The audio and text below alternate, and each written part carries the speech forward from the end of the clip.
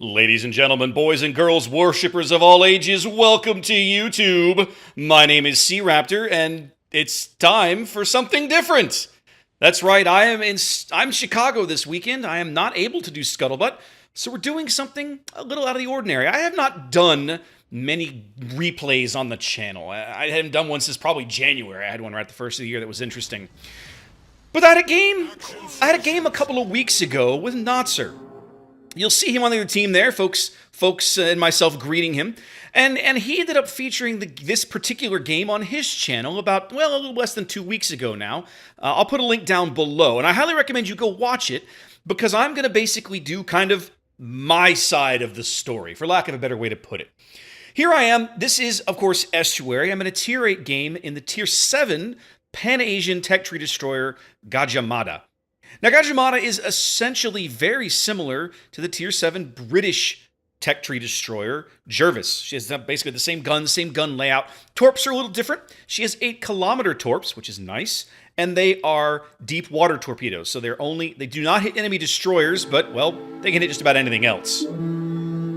So, of course, I start off here in our cap circle. This is a standard battle, which as a destroyer player is always a little disheartening to see, because you're never really quite sure what the hell it is you're supposed to do in a standard battle. So I decide, I had originally planned to go out towards the east there, but when I saw this Sims and the Hatsu both moved into the center. They had spawned way over on the edge of the map. They went to the middle, and I was like, all right, somebody's got to get over there to the west and screen for the team and spot for these guys, because there's a fair bit of island cover that we can use, but we got to be able to see what's going on, and we got to find things to shoot at. So, in the meantime, as we kind of get deployment going here, we'll talk about Gadjah Mada. Like I said, Gadjah has 8-kilometer torpedoes. They are deep water torpedoes, so they'll hit anything that's not a destroyer. Her guns are quite solid. They got a great rate of fire. She's got 6 barrels, which is really nice at this tier. But the trick is that their shell ballistics are a little wonky, let's say. Even at what I would consider medium range for some destroyers, you know, that 7 to 8 kilometers, these shells have got pretty high arcs on them. Now, that's not to say that you can't land shells at long range, but it does require quite a bit of lead time and quite a bit of effort. So as we head out west here, immediately, of course, we've picked up our good dear friend Mr. Notser in his Le Terrible as he heads over here to the edge of the map. And as I start to keep an eye on the minimap, I realize that there's quite a bit of force coming in this general direction. So we got the Le Terrible, of course, over here on the flank. We caught a brief glimpse of the Akatsuki there in the gap, working the gap in between the two caps. And I decide, all right, it looks almost as if Notser is going to push all the way over here to the extreme, like the 1 or the 2 line, was already on the 2 line, and maybe try and get around and flank us. So I'm like, all right, I'm going to angle and just continue to try and deny that positioning by putting myself bodily in between them. He's about to detect me. There we go. 6.1 is my detection.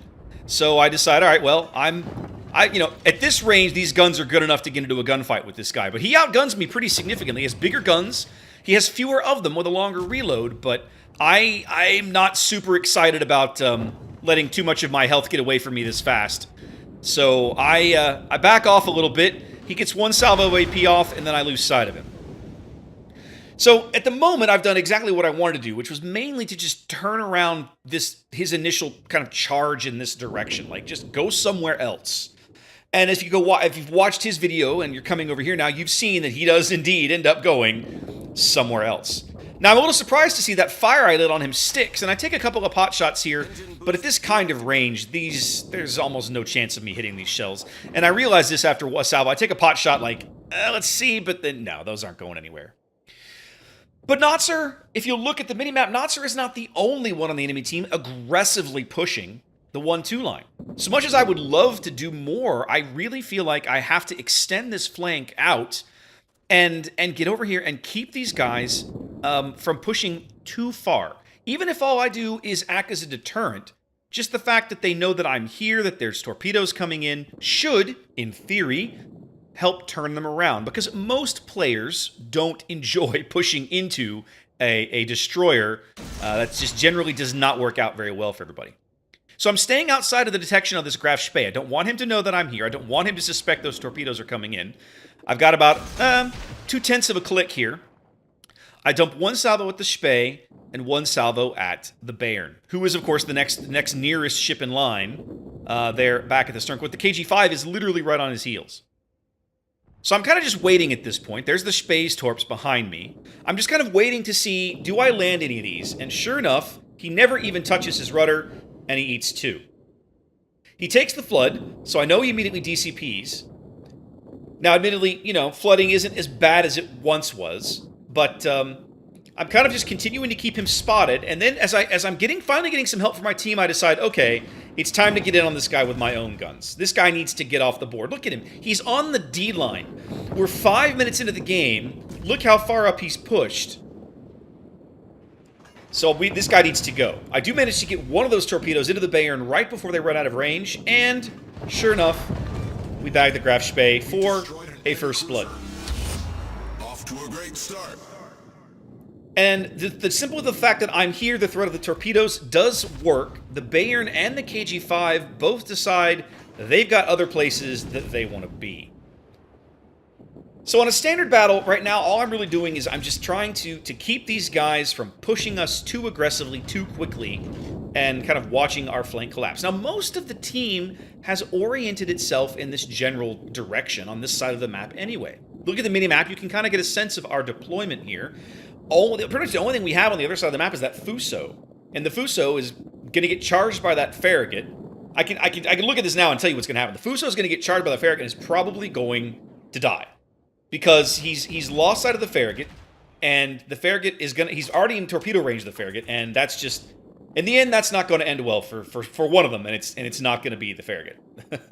The Fuso is going to come off far worse in that engagement. So realizing that this is kind of slowed down, my next goal is, all right, I want to get up and I want to try and get another set of torpedoes off, simply to try and push these guys farther back, get in some damage, continue to spot for my team, and let them continue hammering these guys from behind whatever island cover they can get. And you can see that none of them have pushed up in front of this little island chain over here off my port bow.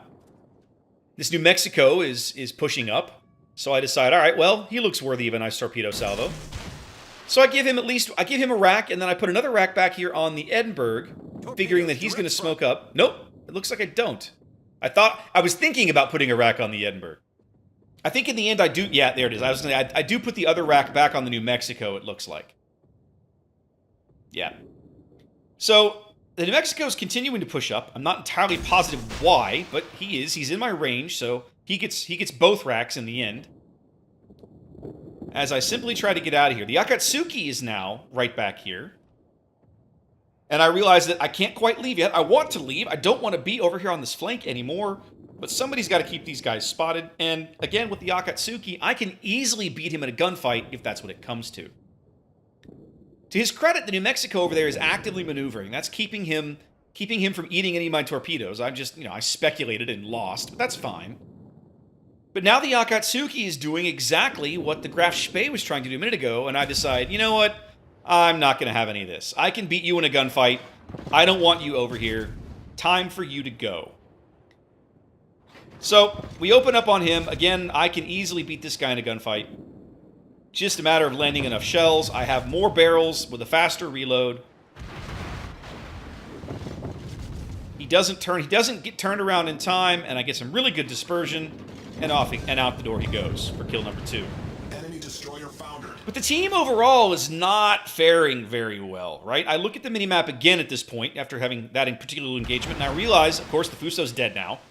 And Notser has relocated to the entire other side of the map, and he's got the Farragut over there.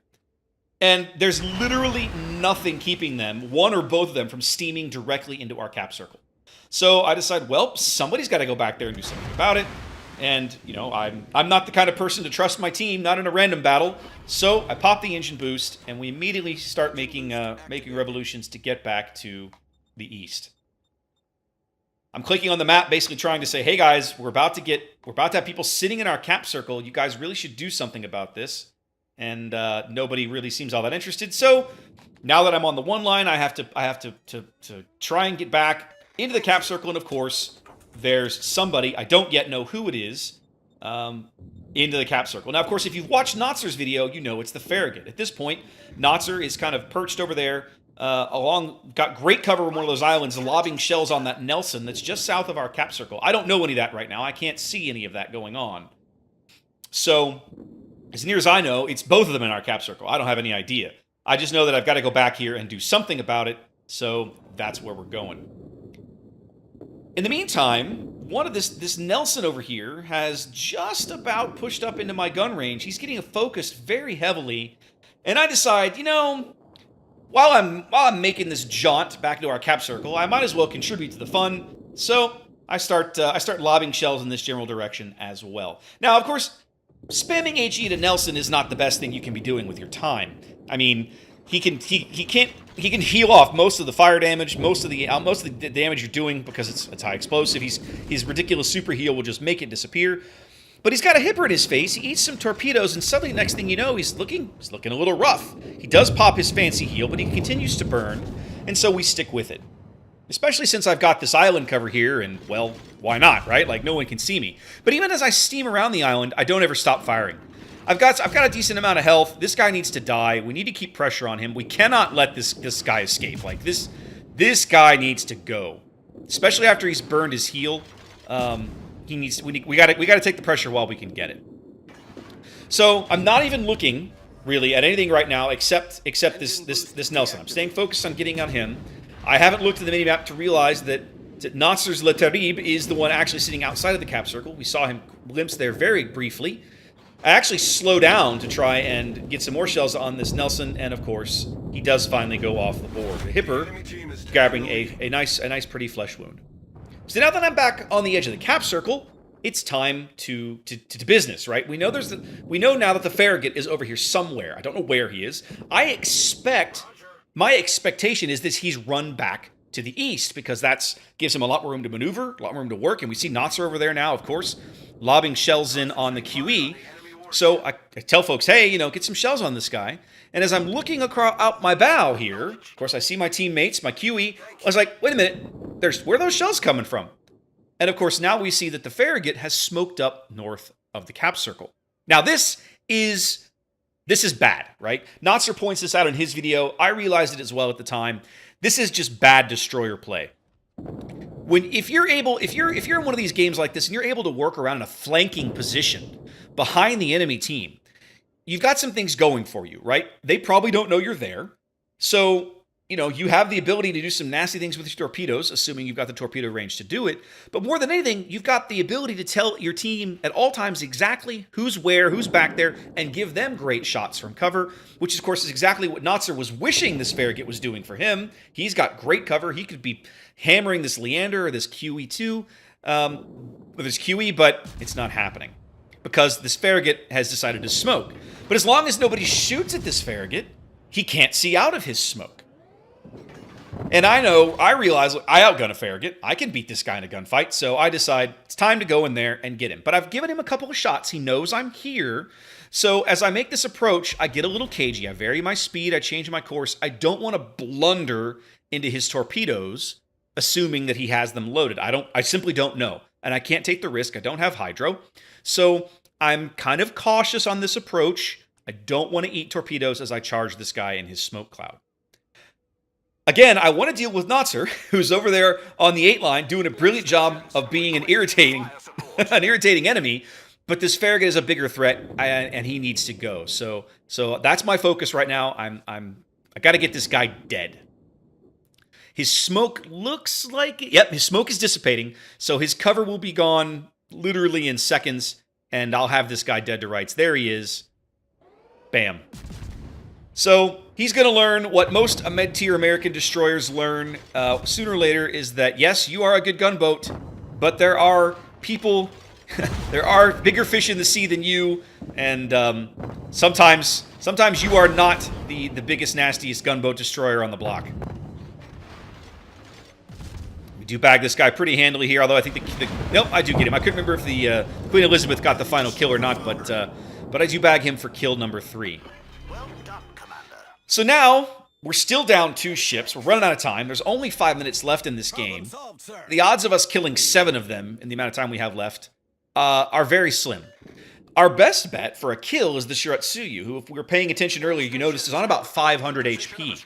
Haven't seen him in a while. Last time he was spotted, he was down in their cap circle. You can see him there on the mini-map. But I don't quite know where he is until, wait a minute. There's shells. I just saw them. I don't think I saw them in game, but we'll see them in a minute. The Shiratsuyu is actually down there in the gap just to the eastern side of the island. That sits in between the cap circles. So initially, Notser calls this in his video, right? He says, I know he's coming after me. And he was right. My first instinct is, I got to go get this Latrib off the board. He's irritating. He can't be over there. He's always going to be a nuisance. I've got to go kill him. But as I push into the cap circle in a minute, what you're going to see is as I look around, I see shells coming out of this gap in front of me, in between the caps, and I realize that the 500 HP Shiratsuyu is up there, and we're running out of time. That's free points, so I end up changing strategery and going to go get the Shiratsuyu. So again, there's Notser. He's turned around, headed south. I take a pot shot here. I probably shouldn't have done this because I do reveal my location to him. I get clever, right? I'm sitting here. I'm waiting for him to get behind the island, to break line of sight before I pull the trigger. And I think I've got it right about here. Bam. But he catches just a glimpse of me, and it's enough for him to know where I am. I do land a shell, but yeah, it's a pittance. So again, I'm thinking, all right, we have to get it in cap. Even if all I do is sit on their cap circle and slow their points gain down, that's something. So I've got my last engine boost on here. I'm just steaming straight for their cap, hoping to make a difference. And this is the first time in game that I actually see the shells. There's the Shiratsuyu on 500 HP. So I know if I can get around this corner and get up in that guy's face, I will kill him instantly. One, maybe 2 shells is all it'll take to get that guy off the board. That is points we need very, very badly. At this point, with 3 minutes left to play, this game to me still looks like something that we can salvage. It's not going to be an easy win, but it is still a possible win. So I'm still trying. We come to port, and as I come back through the gap, Notser has, of course, turned around, going back north. And as I come through this gap, I didn't see this until the replay. But the Bayern picks up. See, there he is. I just catch the spotter, and there he is. And what I realized I should have done as I came through this gap, right as I have enough space, was to try and put some torpedoes off to my port side, especially after I kill the Shiratsuyu, which is about to happen right here, because he's basically dead. So right here, I should have dumped torps off my port side. Instead, what I do is I'm so concerned about the Bayern shooting me, I smoke up to block line of sight. I don't want him to shoot me, so I can climb into their cap circle. But by now, it takes 3 full minutes to solo cap one of these things. I look at the clock. I can't cap. This is not going to happen. The only way that we can cap is if this Leander off my starboard bow gets in here, and I've got some smoke, he's got some smoke, we might be able to pull this off. But he has to get in here now. And I said something in chat. I said, hey, Leander, buddy, get in here. And I take a pot shot across his bow, trying to get his attention, like, hey, man, wake up, get in here, and we can win this game. But he's not interested. With 90 seconds on the clock, he's not coming in. Now Notser's in our cap, and I realize there's not a chance in hell that capping is going to win this game. All I can try and do is hope that our team manages to live. So I go back and do the only thing that I can do and try to get in Notser's face and see if maybe we can bag a last-second kill and hopefully pull this off. Not meant to be, though, because the Leander, sitting broadside of the Bayern, decides he wants to eat a bunch of AP Citadels, and, well, that's pretty much going to seal the deal. The best I can hope for now is maybe if I get really lucky or really smart or hyper-aggressive, I might be able to bag my Kraken on the way out the door, because there's 60 seconds on the timer, and this game is over. We do manage to bag a kill. That tightens things up a little bit. Notser, again, because of course, wisely opted to get back away. He knows where I am. He knows where I have to be coming from. He does intuit that correctly. Now, this is probably, in hindsight, firing the torpedoes when I did, probably a bit of a mistake. But also, I looked at the clock and realized, man, with 35 or 38 or 40 seconds or whatever it was when I fired those torpedoes, you know, unless I can get up here in this guy's face in time, I'm not going to have time to get them off. Like, I got to put them in the water now, or they're not going to be able to land. I start taking pot shots at Notser, hoping, praying that maybe I can land enough damage, but time's ticking away. This ain't happening. I should have probably stacked the torpedo salvos instead of going a bit more spread. I only managed to land one, and, well, in the end, it's not going to matter. It was a valiant defense, but that's all it was. Valiant. It was ultimately a losing proposition. But it was a fun game, and it's a good game, and it shows, it kind of, you know, shows the highlights there of the Gadjah Mada, the kinds of things you can do with it. She is a very, very good Tier 7 destroyer. I simply wasn't able to carry my team quite as hard as I suppose I would have otherwise liked. So guys, thanks for watching the replay. I hope you enjoyed it. Again, if you haven't, definitely check out Notser's companion video. You can see his side of the battle and enjoy. Anyways, guys, I'm out for the rest of the weekend, but I'll be back next week. Until then, be safe out there, and I'll talk to you later.